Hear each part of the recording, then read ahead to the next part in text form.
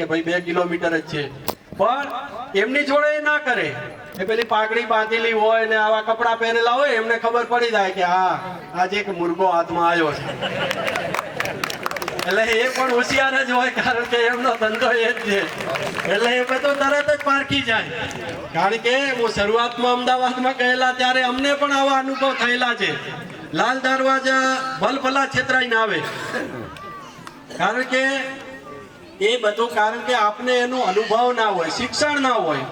એટલે આવા ગઠિયા લોકો ફરતા હોય માર્કેટની અંદર છેતરવા માટે, અને એનો આપણે ભોગ બનતા હોઈએ છીએ.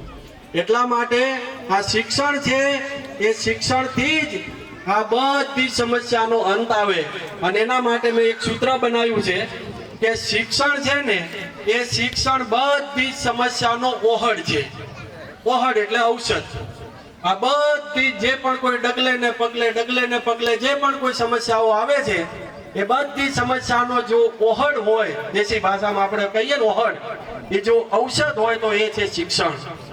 હવે આનાથી વધુ તો આપણે શું કહેવું કે આનું કેટલું મહત્વ છે, કેટલા ફાયદા છે. ક્યાંય તમે એવું સાંભળ્યું કે આ ભણ્યો એટલે એને ગેરફાયદો થયો? ક્યાંય સાંભળ્યું કે આ ભણ્યો એટલે એને નુકસાન થયું?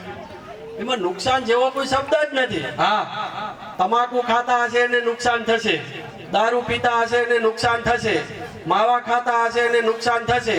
અને માવા ખાય છે એમને તો હું કહું છું કે કેન્સર હોસ્પિટલ સિવિલની એકવાર મુલાકાત લઈ લો, તો તમને ખબર પડશે કે તમારી શું સ્થિતિ થવાની છે.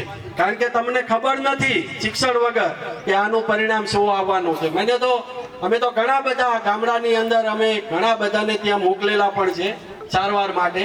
એટલે ત્યારે ખબર આવે પડે કે ભાઈ આ શું સ્થિતિ થાય છે. અત્યારે પછી ચોથા સ્ટેજમાં જતું રહે કેન્સર ને શું હાલાકી થાય છે, દુઃખ નથી સહન કરી શકતા.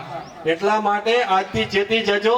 અને જો વિશ્વાસ ના આવતો હોય તો કોઈ પણ સમયે 700 દર્દી તો ત્યાં હોય જ છે, કોઈ પણ સમય, એની ટાઈમ. હવે તો વધી ગયા હશે, ઘણા વોર્ડ ખોલ્યા. કેન્સરની હોસ્પિટલો તમે જો ગામડામાં આવવા માંડી, પહેલા નથી. કેમ આવવા માંડી? ડિમાન્ડ હોય તો ને, ડિમાન્ડ હોય તો જ સપ્લાય વધે ને. ડિમાન્ડ છે, કારણ કે આપણે એક ખાતા હતા, 2 ખાતા હતા, 25 ખાતા થઈ ગયા. એટલે એ આ બધું નુકસાન છે. જ્યાં નુકસાન છે એવી વસ્તુ ક્યારે શરીરની અંદર ન જવા દેવી જોઈએ. જો એનો ફાયદો હોય તો હું પોતે જ ના ખાતો હોત. એનો ફાયદો હોય તો હું છોડું? તો હું પહેલું જ કહું કે લાવો ભાઈ આપણે ખાઈએ. પણ ફાયદો નથી એટલે હું નથી ખાતો.